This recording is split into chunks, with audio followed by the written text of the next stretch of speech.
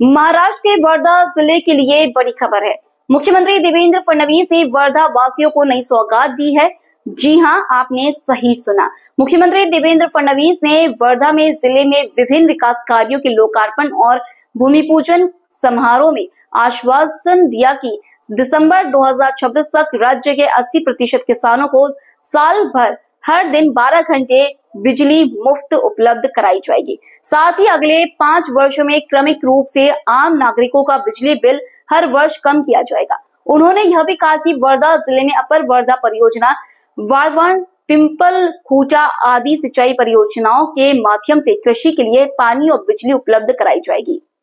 महाराष्ट्र के मुख्यमंत्री देवेंद्र फडणवीस रविवार को वर्धा जिले के दौरे पर थे, जहां उन्होंने आरवी विधानसभा में कई विविध परियोजनाओं का उद्घाटन और भूमि पूजन किया। इस दौरान आयोजित कार्यक्रम में बोलते हुए फडणवीस ने किसानों को खेती के लिए पूरे दिन बिजली उपलब्ध कराने की घोषणा की। उन्होंने यह भी घोषणा की कि महाराष्ट्र में बिजली के बिल हर साल कम होंगे। आरवी में बोलते हुए देवेंद्र फडणवीस ने कहा, महाराष्ट्र हर 5 साल में बिजली बिल कम करने वाला देश का पहला राज्य बना। आगे बोलते हुए फडणवीस ने कहा कि लोअर वर्धा परियोजना में 500 मेगावाट बिजली उत्पादन परियोजना स्थापित की जा रही है। वर्धा जिला सौर ऊर्जा में पूरी तरह आत्मनिर्भर हो जाएगा। फडणवीस ने नेरी मिर्जापुर के ग्रामीणों को बधाई देते हुए कहा कि गांव को पूर्ण और सौर ऊर्जा उपलब्ध करा दी जाएगी। फडणवीस ने कहा कि उन्होंने घोषणा की थी कि किसानों को खेती के लिए पूरे दिन बिजली उपलब्ध कराई जाएगी। महाराष्ट्र के 80% हिस्से में जल्द ही प्रतिदिन 10 घंटे बिजली उपलब्ध होगी। नेरी मिर्जापूर गावातल्या सर्व सरपंचांसहित सर्व गावकऱ्यांचं मी अतिशय मनापासून अभिनंदन करतो। आज या गावाला ऊर्जा ग्राम म्हणून, आपण सोलर ऊर्जा ग्राम म्हणून, सौर ऊर्जा ग्राम म्हणून या ठिकाणी मान्यता दिलेली आहे। आता या गावाची जेवढी वीज लागते ती सगळी वीज सोलरच्या माध्यमातून याच गावात तयार होणार आहे। त्यांना विजेचं 1 पैशाचं देखील बिल आता कोणालाही भरावं लागणार नाही। पूर्णपणे मोफत वीज त्यांना मिळणार आहे। माननीय प्रधानमंत्री नरेंद्र मोदीजी यांनी जी योजना आणली, प्रधानमंत्री प्रधानमंत्री सूर्यघर योजना, त्या प्रधानमंत्री सूर्यघर मुफ्त बिजली योजनेच्या अंतर्गत या गावातल्या लोकांना आता पूर्णपणे मोफत वीज मिळणार आहे।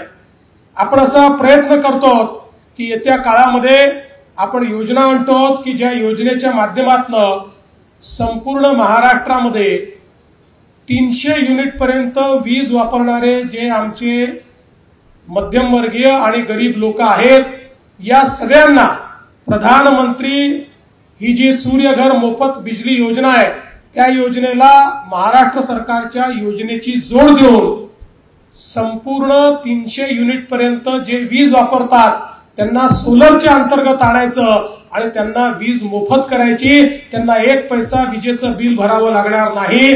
अशा प्रकारची योजना आता आपण या महाराष्ट्रामध्ये राबवतो आहोत। आपल्याला कल्पना आहे, आपण मागच्या काळात घोषित केलं होतं की आम्ही शेतकऱ्यांना दिवसा 12 तास वीज देऊ। याकरता मुख्यमंत्री सौर कृषी वाहिनी योजना आणली होती।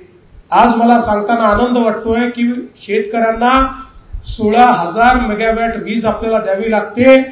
त्या 16,000 मेगावॅटचं काम हे आपण सुरू केलं आहे आणि 2026च्या डिसेंबर पर्यंत जवळपास 80% महाराष्ट्रामध्ये आमच्या शेतकऱ्यांना दिवसा 12 तास वीज 365 दिवस आपण देऊ।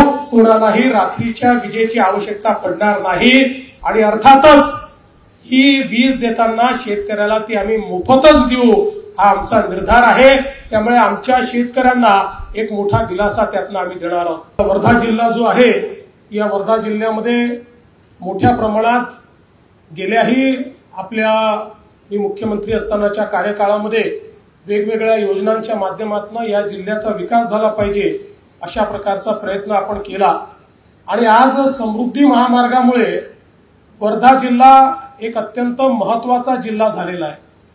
आता शक्तीपीठ महामार्ग देखील या ठिकाणून सुरू होणार आहे आणि या 2 महामार्गामुळे एक प्रकारे सेंट्रल इंडियाचं लॉजिस्टिक सेंटर हे आपला वर्धा जिल्हा या ठिकाणी होतोय, हे निश्चितपणे मला आपल्या सर्वांना सांगायचं आहे। आणि म्हणून एकीकडे माननीय गडकरी साहेबांनी ड्रायपोर्ट सारखी योजना आपल्याला दिली।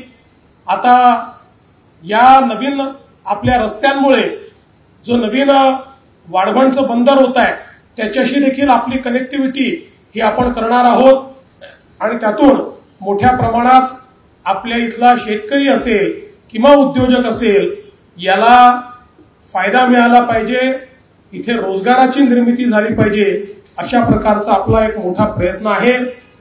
आज आपण पाहतो की ज्याचा उल्लेख सुमित भाऊंनी केला, जी काही आपल्या या समृद्धी महामार्गामुळे जे नोड तयार झालेले आहेत त्या नोडवर रोजगाराच्या मोठ्या संधी आहेत। आज आपण बघतोय की मोठ्या प्रमाणात इन्व्हेस्टमेंट आपल्या विदर्भात येते। आता मी डावोसला असताना जवळपास 16.5 लाख कोटी रुपयाची इन्व्हेस्टमेंट त्या ठिकाणी आली। त्यातली मला सांगताना आनंद वाटतो की जवळपास 7 लाख कोटी हे आपल्या विदर्भामध्ये या ठिकाणी आलेले आहेत आणि विदर्भामध्ये आता मोठ्या प्रमाणात उद्योग येऊ लागलेले आहेत। अशा परिस्थितीमध्ये आपण जर विरूळ सारख्या नोडवर त्या ठिकाणी प्लग अँड प्ले अशा प्रकारची MIDC उभी केली तर त्यातनं मोठा फायदा होईल। आणि या संदर्भात जो प्रस्ताव तुम्ही सुमित भाऊ दिला होता तो प्रस्ताव आता पुढे गेलेला आहे। MSRDCने तो MIDC ला पाठवलेला आहे आणि लवकरच MIDC त्याला मान्यता देईल आणि त्या ठिकाणी मोठ्या प्रमाणात इंडस्ट्री करता इकोसिस्टीम तयार करण्याचं काम आपण करू। मला विश्वास आहे की भविष्यात आपल्या वर्धा जिल्ह्याकरता हा जो काही इंडस्ट्रियल नोड तयार होईल हा एक खूप मोठं वरदान होईल आणि आपल्या जिल्ह्यातल्या तरुणाईच्या हाताला एक मोठं काम या माध्यमातून मिळेल हा विश्वास या निमित्ताने मी आपल्याला देतो।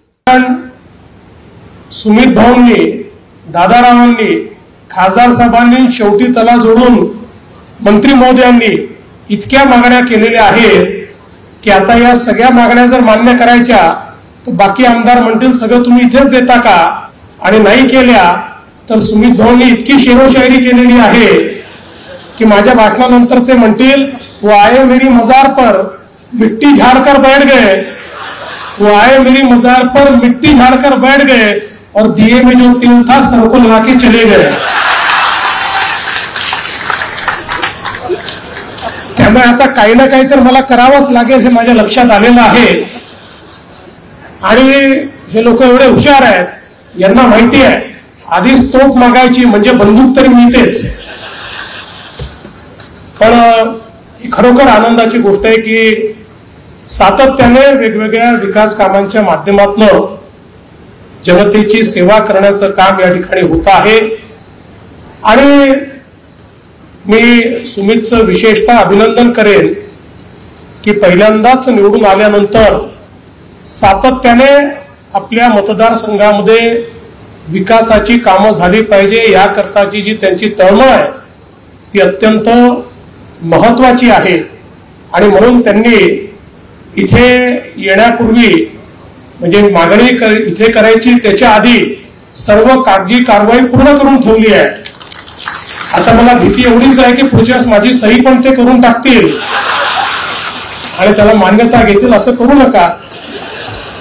सही करता मात्र माझ्याकरता आपण या ठिकाणी थोडी वाट पहा आणि मी आपल्याला विश्वास देतो की निश्चितपणे ज्या काही आपल्याला या ठिकाणी वेगवेगळे कामं आपण जे सांगितले, विशेषतः आपण जी उपसा सिंचन योजना या ठिकाणी सांगितलेली आहे, मी आजच आपल्याला आश्वासित करतो की त्याकरता पाणी उपलब्धतेचा जो प्रश्न होता तुम्ही ती फाईल माझ्यापर्यंत पोहोचवली होती, त्याच्यावर मात्र मी सही करून आलेलो आहे। त्यामुळे त्याकरता आपण आता पाणी उपलब्ध करून दिलेलं आहे आणि त्यातनं ही जी आपली उपसा सिंचन योजना आहे वाढवण पिंपळखुटा या योजनेला आता पुढच्या काळामध्ये आपण निश्चितपणे मान्यता देऊ आणि ती योजना पूर्ण करून तिथल्या शेतकऱ्यांच्या शेतीला पाणी देण्याचं काम